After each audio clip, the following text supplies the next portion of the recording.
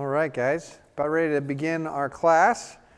Actually, I was supposed to wait. Sharon told me, do not start until I come back. Oh, she's here. We're good. We can start. She's like, I'll never say that again. So we're going to continue our class this evening on the first 6 chapters of the book of Joshua. Only got through the first 2 chapters on Wednesday night, so hopefully we're going to be able to finish all 6 before the end of the evening. So the first 2 chapters, really, we just talked about Moses and God kind of instructing Joshua and giving him his orders on what he needs to be doing, what his mindset needs to be. And then we talked a little bit about Joshua instructing the people and preparing them to cross the Jordan and take the land of Canaan. And then we talked about the spies being sent out and them coming to the house of Rahab and that interaction. And so now we're beginning chapter 3. And chapter 3 is really the story of the Israelites crossing the Jordan. So if you open your Bibles to Joshua chapter 3, we talked a little bit about this. Sorry, hang on.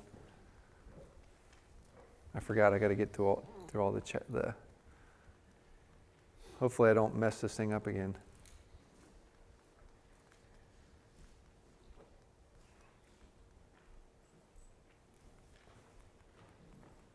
Does it help if I point it in a certain direction or not really? Oh, there we go. Okay.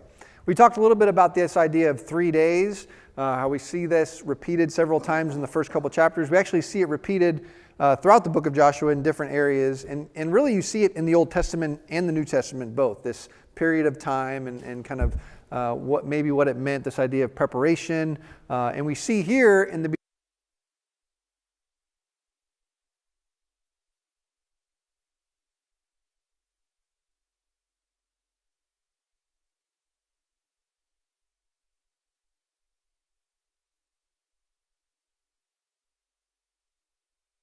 as they prepare to go into the land of Canaan.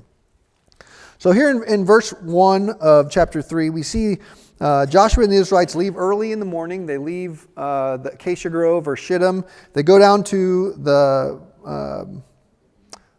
edge of the Jordan River and they wait 3 days. And after 3 days, the officers go throughout the camp and they say, when you see the Ark of the Covenant and the priests take the Ark of the Covenant and they break camp, you're to follow the Ark of the Covenant. And we talked about this idea how God tells them not to follow too close, to stay about 1,000 yards back.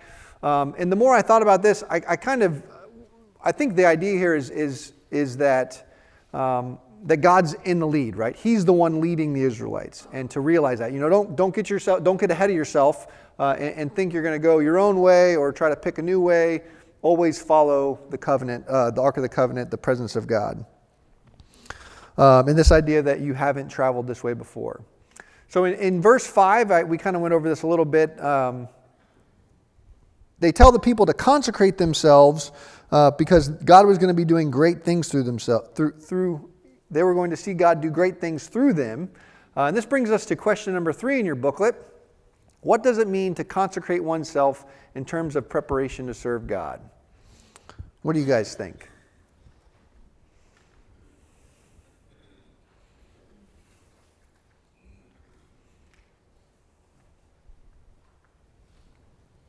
Nothing? All right. Well, I'll give you my answer then. Irrevocable commitment.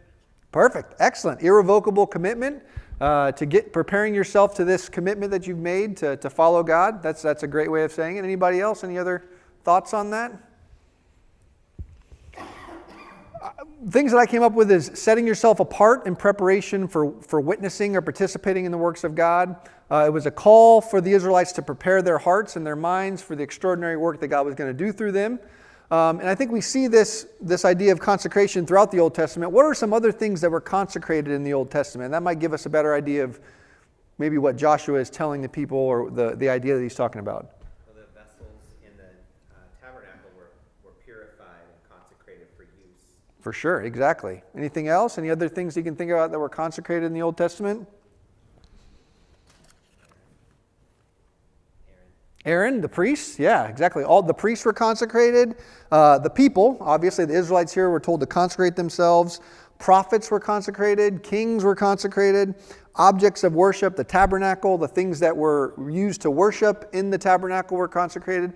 So this idea that these people, these objects were set apart to do the work of God. It wasn't just some ordinary basin. It wasn't just any Levite. It wasn't just any people. These were God's people. These were the priests of the Levites. They were specific groups of people, specific things that were set aside to do for a specific purpose, and that was God's purposes. And so that's what Joshua tells the people to do, to kind of prepare themselves to cross the Jordan into the land of Canaan. All right, so here, going on in the chapter in verse 7 is really where we see them actually starting to cross the Jordan. So God tells Joshua in verse 7 that today I will begin to exalt you. God's going to use this event of crossing the Jordan to show the people that he's going to be with Joshua just the same as he was with Moses. And I think we'll see a really cool connection between crossing the Jordan and crossing the Red Sea, and kind of the connections between both those events and how God uses those events to teach his people specific lessons. So moving on in verse 10, Joshua tells the people, this is how you know that the living God is among you. So let's go ahead and read a little bit of this. Chapter 3 and verse 10. He says, Joshua told the Israelites, come closer and listen to the words of the Lord your God. He said, you will know that the living God is among you, and he will certainly dispossess before you the Canaanites, Hittites, Hivites, Perizzites, Girgashites, Amorites, and Jebusites, when the ark of the covenant of the whole earth goes ahead of you into the Jordan. Now choose 12 men from the tribes of Israel, 1 man from each tribe. So God tells them, this is how you're going to know that what is about to happen is going to tell you that I am with you. So not only is he going to show the Israelites that he is with Joshua, and Joshua is the new leader, but to remind them that he is with them, that he is the one leading the way into the promised land. An interesting thing I see in verse 15, and this is, as I studied for this, there's a lot of debate on, how big was the Jordan River? How deep was the Jordan River? But one thing we read in the Bible is in verse 15, where it talks about the idea of the banks of the Jordan overflowing. So it says, now the Jordan River overflows its banks throughout the harvest season. So I think, the point of that verse is to say, the river was pretty full, right? I mean, how deep it was exactly, I don't know. There's a picture coming up where one man's estimate, I think, was almost 100 feet deep. I don't know. Maybe that seems like very deep. Maybe so. I have no idea. I've never been to the Jordan River. But nevertheless, there was a lot of water there. This point is the harvest season. It overflowed its banks, so there was a lot of water in the Jordan River at that time. And another aspect that I thought was interesting, or something that was noteworthy, was in verse 16, where it talks about how far the water stopped, right? So the Levites take the Ark of the Covenant. The priests take the Ark of the Covenant. They walk down to the Jordan River. As they step into the river, the water stops. So it's not exactly like the Red Sea. The Red Sea, obviously, the water's parted. The priest stepped into the river, and the water stopped. And it stopped all the way back. It says that the water stopped all the way back to the city of Adam, and it was dry land from the city of Adam all the way to the Dead Sea. That's I'll show you a picture here in a little bit of how far that distance is. I didn't really realize how far it was until studying for this. And so it's pretty interesting. And the other thing was how many people had to cross the Jordan, which is another one of those numbers that I have forgotten. But some estimates say that between 2 and 3 million people in the nation of Israel crossing that river. So it took some time. It took a large space of land for that many people to cross. So kind of get a better picture in your mind of exactly what's happening here as they cross the Jordan River. So this picture here, so here's Shittim. This is the Acacia Grove. They come down to the edge of the Jordan River. The city of Adam was almost 20 miles away. So that's how far the water was stopped up all the way to the city of Adam, and then dry all the way to the Dead Sea. So a long distance of dry land. And this gentleman, where I read this article, said that the distance between these 2 points was 2 miles from the edge of one side to the other. And obviously, the banks of the river will change depending on the season. And so how wide the river was at that point, I don't know exactly. But I thought this was an interesting picture to kind of give you an idea of how far the water had dried up. And you can see here's the camp at Gilgal where they camp after they cross the river. Any questions, any comments on that? All right. Oh no, don't stop now. There we go. All right, so that's kind of chapter 3, right? So the priests pick up the Ark of the Covenant, they step into the river stops, all the people cross on dry land. And chapter 4 is where we read about the memorial stones. And I got to get caught up on my notes here. So we read about it even in chapter 3 where God told Joshua to choose out 12 men, one from each tribe, but he doesn't really say anything in chapter 3. When you get to chapter 4, we read exactly what those 12 men were supposed to do. So the priest step into the river dries up, they walk to the middle of the river and they stop there with the Ark of the Covenant. 2.5, 3 million people walk across the river. The priests stay there with the Ark of the Covenant. God tells them each one of those men is supposed to pick up a stone in the middle of the river and take it to the place where they were going to camp that night. And he said, that's where you'll build a memorial for me. So they take 12 stones from the middle of the riverbed and they go to Gilgal, and that's where they're going to camp for the night. So what was the purpose of this memorial? When you read in verses 6 and 7, what does God tell them is going to be the purpose of this memorial? So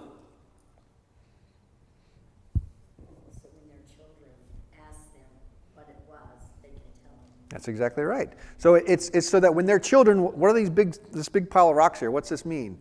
They can tell their children. So why would they want to tell their children about what happened here crossing the Jordan River? What would be the purpose of that? Showing that God's guiding them. Yeah, right. I mean, those kids haven't seen this, right? So what's the purpose? What did God tell the Israelites was the purpose of him doing this miracle, of him doing this, of the priest coming down and the river, the water stopping? What was the purpose of that? So that they would know what? That God was with them, right? That's the same thing that the people are going to need to know 100 years from now. God's with you as the children of Israel. And so later on, when all of those people die that didn't see this event, there's going to be this memorial here. What does that sound like? What other memorials do we have?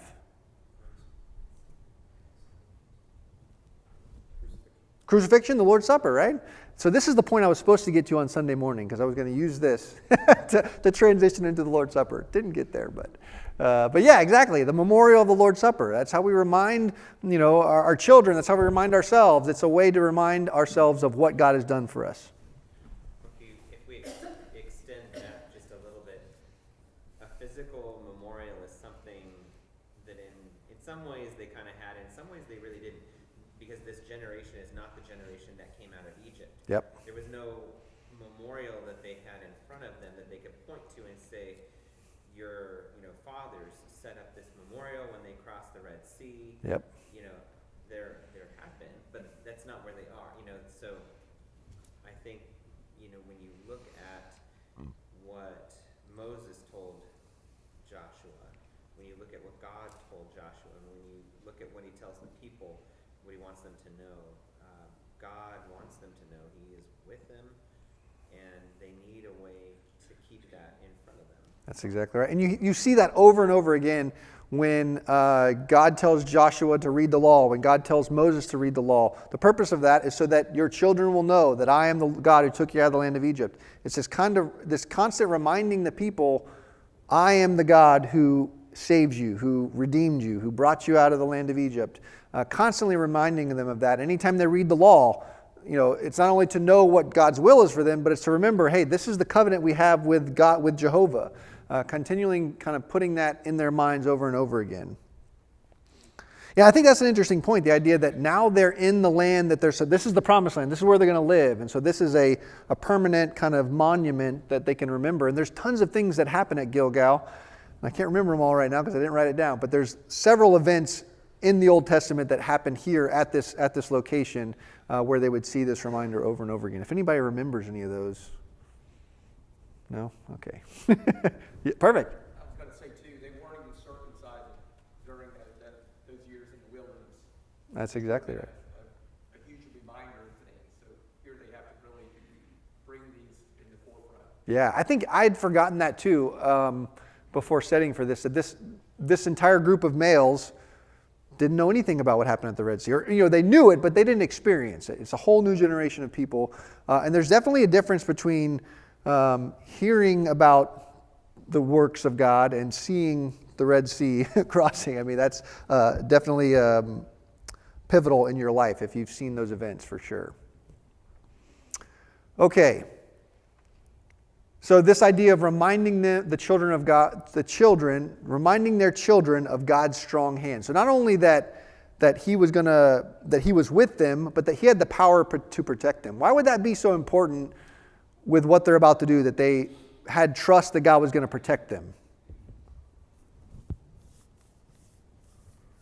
Maybe I'm asking two easy questions. What's that? Right? And I think one thing I heard, I listened to another Bible study on this, it was more of a general overview of the book of Joshua. And he talked about the idea that these weren't soldiers, right? Like the people that had come through the wilderness, they were nomads. They didn't fight very much, and they rarely fought. They're going into a land of Canaan that had fortified cities that were very, I say technologically advanced, but as advanced as a people could be at that time. And this was a relatively young nation. They had not fought very much. They're going into a land that fought all the time. The Canaanites were constantly fighting with one another. So they're going against, this is not a winning team, right? They're going against, this is the Rays in the very beginning of their start going against the Yankees, right? I mean, it's like, this is David and Goliath again. And so the confidence that they would have to go and fight these battles, knowing that God was going to be fighting for them, was a huge proponent or a huge part of what they needed to have, what they needed to be reminded of, that God was going to fight these battles for them. All right, so let's look at question 4. So question 4 is really small. Dedication to God means planning to do it and then following through. In chapter 4, the tribes build a memorial. How is this visible reminder important in terms of a legacy of faith? How does it symbolize the commitment to follow God, not just as far as Jericho? And how is this connected to the crossing of the Red Sea? That last part we're going to talk about a little bit in the next couple of slides. But what do you think? How is this a visible reminder important in terms of a legacy of faith? Maybe we already answered this question kind of. But I think just reminding them over and over again that this is the relationship, this is the covenant that you made, this is the relationship you have with Jehovah, this is what He's done for you as a people, continuing to remind them of that. So I maybe answered this question already, apologize about that. Let's look over at Exodus chapter 14. That's where, excuse me, let's look a little bit deeper at this connection between the Red Sea and the Jordan River. I think it's kind of interesting. So the priest with the Ark of the Covenant step on solid ground after they take the stones out. The people with the stones go across. Then the priests walk the rest of the distance. When they step on dry land that's no longer the riverbed, the water starts flowing again, and the river resumes its normal course. So if we look in Joshua chapter 3, let's look at connections between the crossing of the Jordan and the crossing of the Red Sea. In Joshua chapter 3 and verse 7, God says, "The Lord spoke to Joshua, 'Today I will begin to exalt you in the sight of all Israel, so they will know that I will be with you just as I was with Moses.'" In Joshua 4, chapter 4, verse 14, God says, "On that day the Lord exalted Joshua in the sight of all Israel, and they revered him throughout his life as they had revered Moses." And then chapter 4 and verse 23, it says, "For the Lord your God actually, let's read through 21. And he said to the Israelites, 'In the future, when your children ask their fathers, what is the meaning of these stones? You shall tell your children, Israel crossed the Jordan on dry ground. For the Lord your God dried up the water of the Jordan before you until you had crossed over, just as the Lord your God did to the Red Sea, which he dried up before us until we had crossed over. This is so that all the people of the earth may know that the Lord's hand is strong, and so that you may always fear the Lord your God.'" Now read Exodus 14:31. Who wants to read that? Exodus 14:31. Perfect. Israel saw the great power that the Lord used against the Egyptians, so the people feared the Lord, and they believed in the Lord, and they served Moses. So what's the connection there? There's two major things that are both seen in both of these crossings. What are the two things that are accomplished? Power and fear, right? So they saw the power of the Lord, they feared the Lord, but then also what was the other thing that it said? Confirming the leader, exactly. So they leave Egypt, they're on their way to the promised land, and they have this person that's leading them. Who's really leading the Israelites? God, right? God's actually leading the Israelites. Moses is the person who's leading, God's leading through Moses. Same thing here as they cross the Jordan going into Canaan. God is actually the one leading them. Joshua is now the leader who's going to be the conduit between the people and God. So kind of a cool connection there. And a lot of the same phrases are even used in those two books. So when we look at that today, as we memorialize Jesus on the first day of the week, that is confirming that he is our king. Yeah. He is our leader. Declaring, right? Declaring. Yeah. Every single Sunday, first day of the week, we do that. Yep, that's exactly right. That's a good connection. Yes? To add to that, I think the other piece of that fits in with this is the proclaiming the Lord's death. We don't only proclaim it to ourselves, we proclaim it to the world. And that's the other thing that I see in here is that these crossings did not only show the power of God to God's own people, it showed the power of God to the nations. 100%. So I think there's another parallel. Yep, and we're going to talk about that. I think that's on the next slide, I think. Yeah, so like what were some of the results of this miraculous crossing? So trust in God and trust in his leader, and then fear of the nation. So in chapter 5, verse 1, it says, when all the Amorite kings across the Jordan to the west and all the Canaanite kings near the sea heard how the Lord had dried up the water of the Jordan before the Israelites until they crossed over, they lost heart and their courage failed because of the Israelites.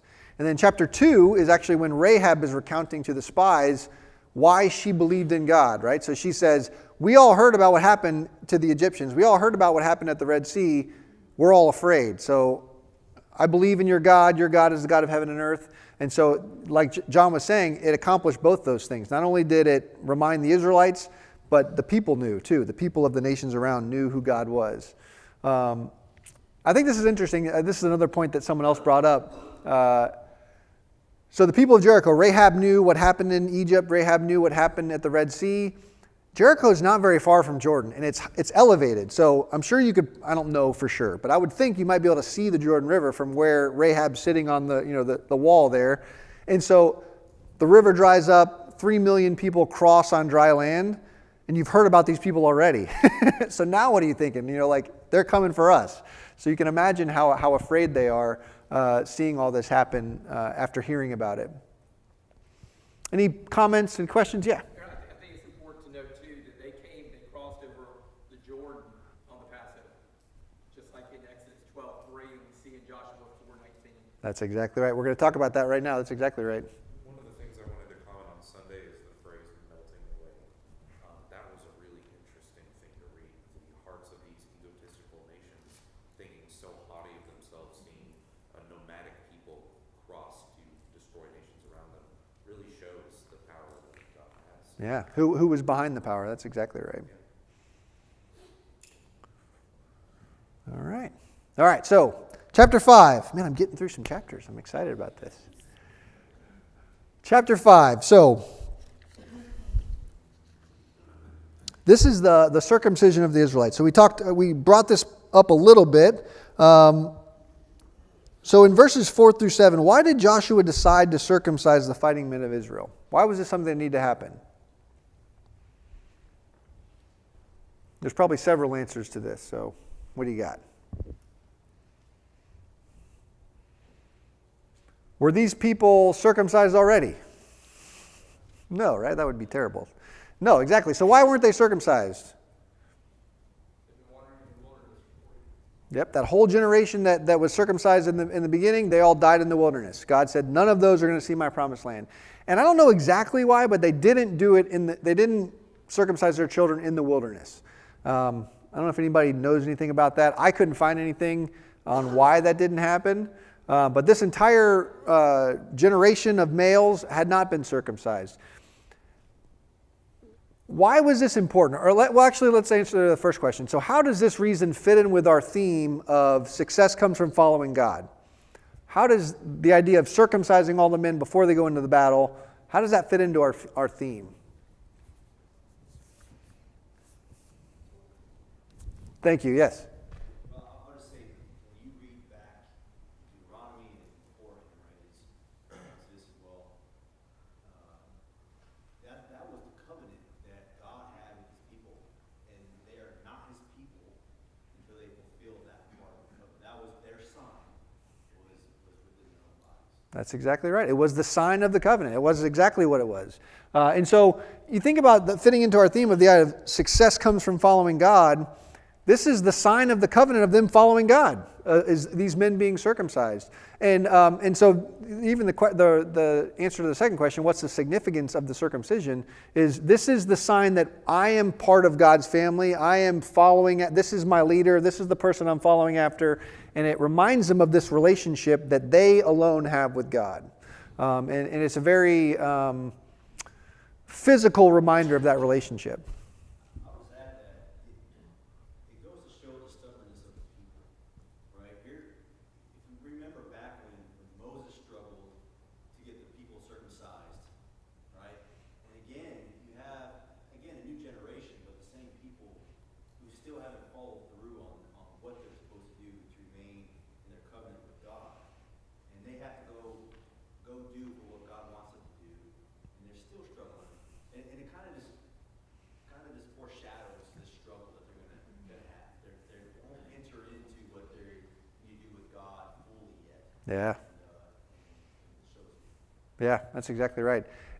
And this is a huge undertaking. Could be 400,000 males are circumcised. That's a big surgery. I mean, that's a lot of people. So they have to wait in the camp for several days to heal. Go ahead. I was going to mention, it seems reasonable too that when God is trying to teach his people to obey him, God's instructions don't always make sense. Yeah.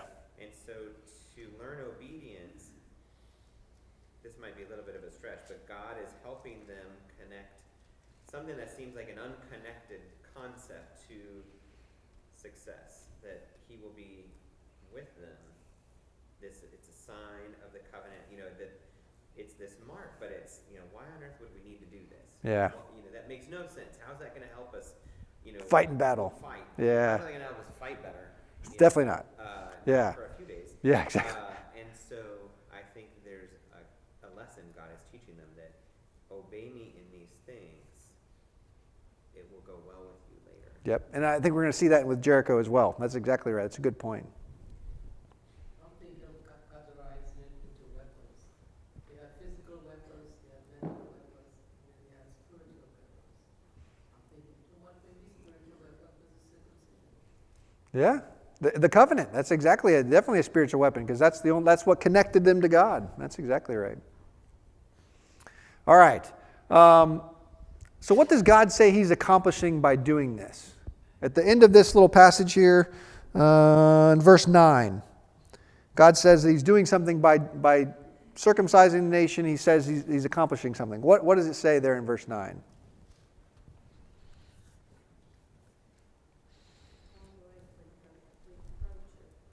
Rolling away the reproach of Egypt. That's exactly right.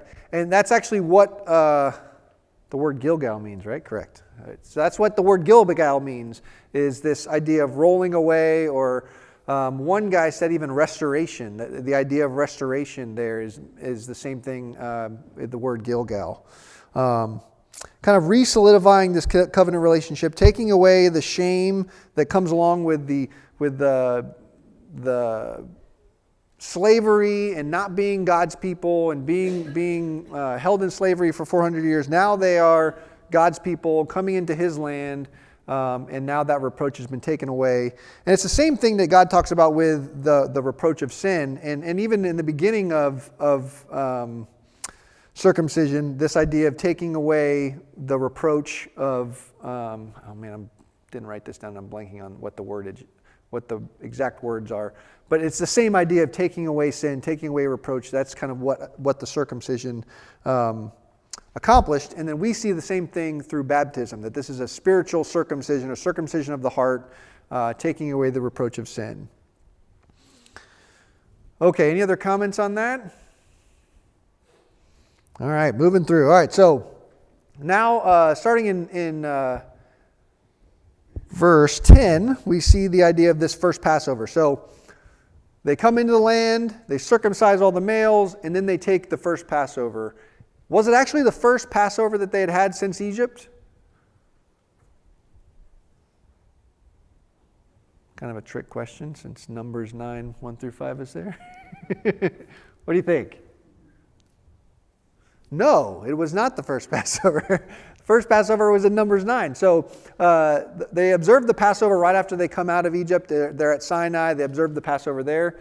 They did not observe the Passover the entire time they were in the wilderness. Kind of connection with it's kind of connected with the idea of them not circumcising their males, right? They didn't keep the law very well at all in the wilderness. But as they come into the promised land, they take the Passover. What else did they eat? So not only did they eat the unleavened bread, what else did they eat that first Passover in the promised land? I know these questions weren't in your book, so I know. But they eat of the produce of the land. What else happens? So after they eat of the produce of the land, something else stops happening. The manna ceases. So what do you think the connection there is? Why? What was the purpose of the manna? Sustain the people while they were in the wilderness. So it's God's provisions. They planned for their preservation That's exactly right. into the promised land. Exactly right. So it was God's way of providing for them food while they're in the wilderness. Now they're in the promised land. Those provisions are no longer needed because everything that God promised them, the land flowing with milk and honey, they were able to partake of it. They were able to eat of it. And I thought, it's kind of maybe it's a stretch, but there are things that God gives us now in our wandering in the wilderness of the world, right? If you think about the parallel of, God's promised us a land flowing with milk and honey, and now we're on this wilderness wandering through earth until we can actually reach the rest of the promised land.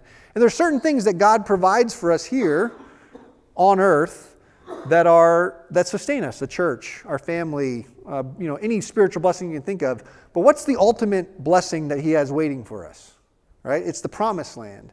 And so once you get to the promised land, you don't need the manna anymore, because now everything that God has promised you is waiting for you there. And I thought that was kind of a cool connection that, as good as the blessings are of your church family, of your family, of the good things God gives you in this life, and I've experienced a lot of those things this year. I mean, in the sense of God's family taking care of my family and being able to experience the blessings of a family of God firsthand, that I've never experienced before, or at least in a different level, and it's an unbelievably faith-building experience. But when you think about that and the connection between the manna that they were eating and the fruit of the land, right? What we're going to get to have in the promised land. I don't know, maybe that's a little bit too much of a stretch, but I thought it was a cool kind of connection there. To look at it another way, though, God is no longer going to bring the food to them. He has brought them to the food. They're going to have to go out and get it. They're going to have to work for it.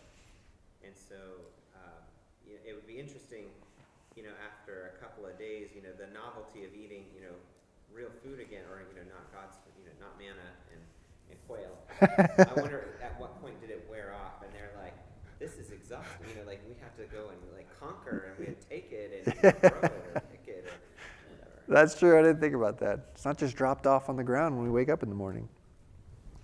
I was going to add, John said that perfectly, but also in the background of all this, right, is God is still there protecting them. Here they are, they crossed the river, now their back's against the water, and they're in enemy territory now. And the first thing they do is put all their war fighting folks into surgery. Yeah. They have to recover. Yeah. And then they have to plan for this food and all that. So they're not doing any preparations for war. They're on the enemy side. But God is still there. Maybe not providing manna anymore, but the protection of God is still there. Yeah, that's a cool way. There were so many things that I had never thought of, things like that, little intricacies of a people preparing for war and actually what the Israelites did. Totally different. And we're going to talk a little bit about that, about the plan to fight Jericho.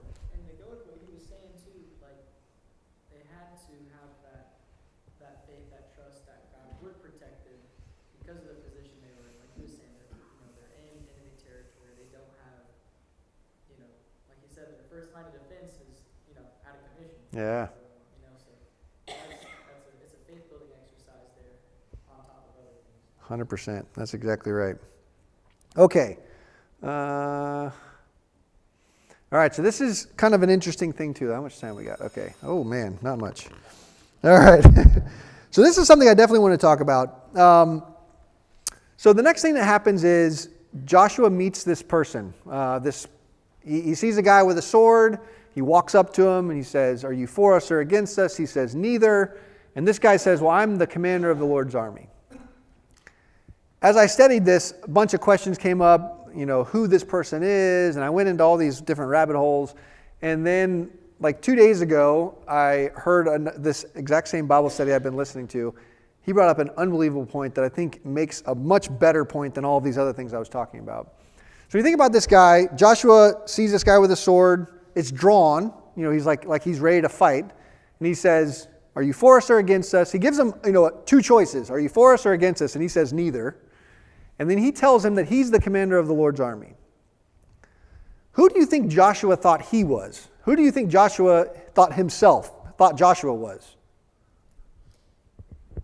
You think he thought he was the commander of the Lord's army, right? Like, wait a minute, that's my job. God gave me that job.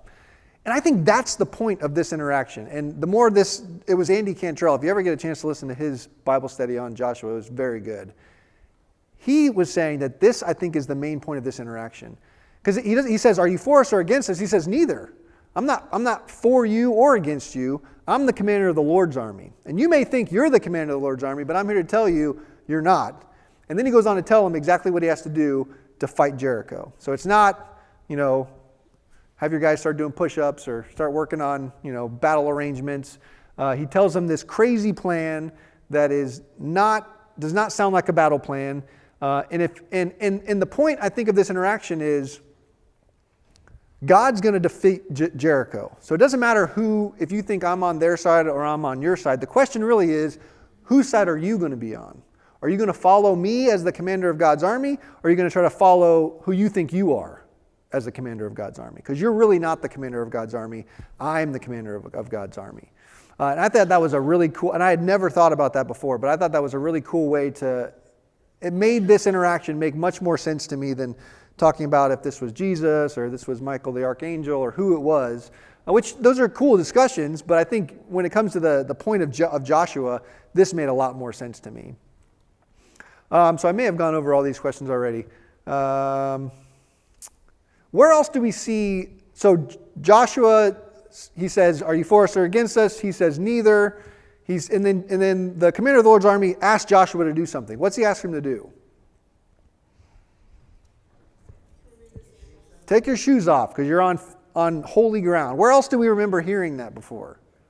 The burning bush, right? And so this is where the discussion of, is this Jesus? Is this God? Because that's where God is in the bush. He's talking to Moses.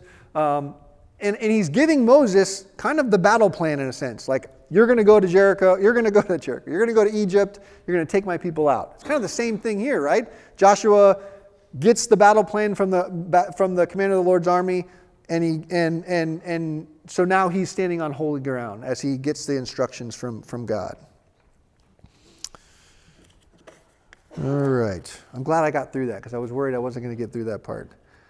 All right, so we're going to try to get through Jericho really quick.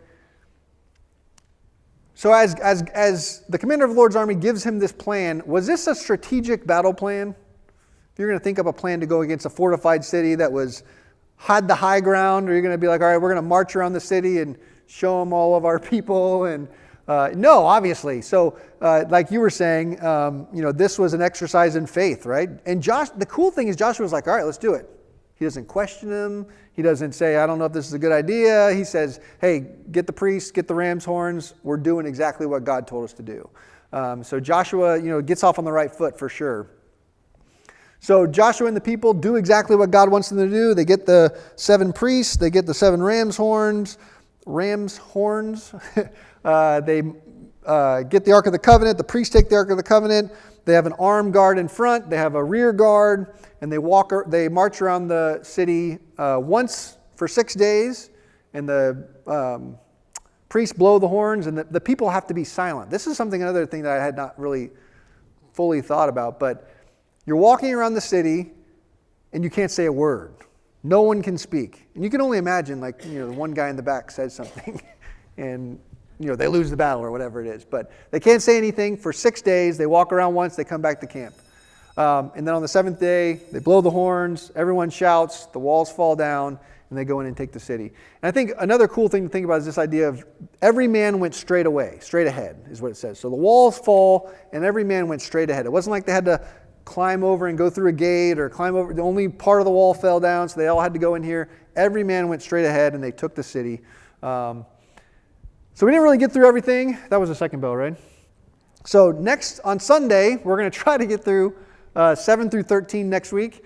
The end of those, like 12 and 13, is a lot about the Israelites conquering the land and where they went and the people that they conquered. So we may not get into much detail there. So I'm going to spend a little bit more time on the 7, 8, and 9 and kind of what happens there with the Gibeonites and stuff like that. And then we'll finish up Jericho as well. So just read those first several, actually, if you can, read all the way through 13, and then we'll discuss that next week.